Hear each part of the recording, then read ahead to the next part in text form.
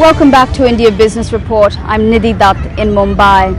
The next time you go clothes shopping, a pair of jeans or a shirt may cost a little more.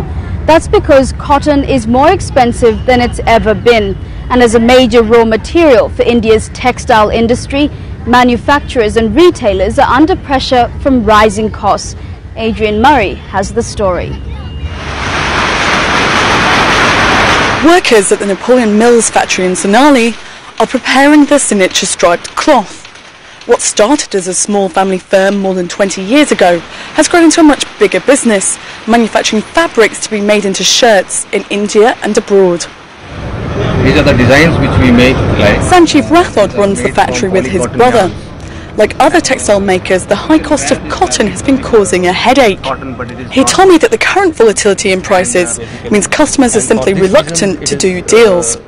What we have understood is that people want to buy, but still they are holding themselves from buying, because if the cost goes down again, then whoever has bought the fabric and who has have the stock, he will be under a lot of problem to sell that at that particular price.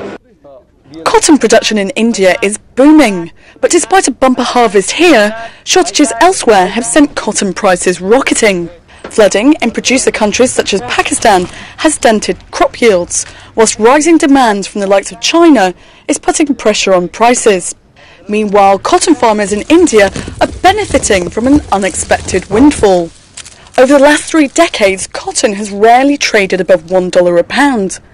But since August last year, global cotton prices have risen to unprecedented levels.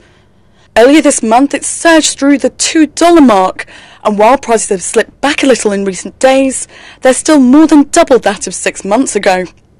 Cotton has traditionally been a very volatile commodity in the sense that there have been years in which production has fallen, which has led to an increase in price. But it's kind of an anomalous situation which we have today, where we are talking of excess supply and higher prices, has never really been seen in the past. Now today, given the fact that we are in a global economy, there are lots of global linkages which take place, and let's say stagnant production globally coupled with high domestic production which is being hoarded has actually accentuated the problem. Whilst export restrictions do mean that the majority of India's cotton serves domestic manufacturers, India's textile industry says there's still not enough cotton to meet their growing appetite. Higher costs for materials like cotton mean bigger costs for companies that make fabrics and clothing, and in turn that means a squeeze on profits. Here at the In Fashion Textile Conference in Mumbai, businesses are facing some tough decisions about just how much of the cost they can absorb and how much they can pass on to their customers. Brijesh Natural Fibre and Fabrics make cotton and linen garments under the brand Linen Fiesta.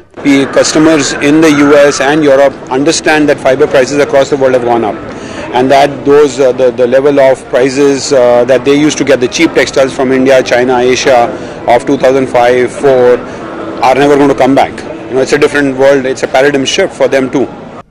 And it's not just rising costs or an inflation-beaten consumer adding to the woes of clothing retailers. The government is also planning to introduce a 10% excise duty on branded garments.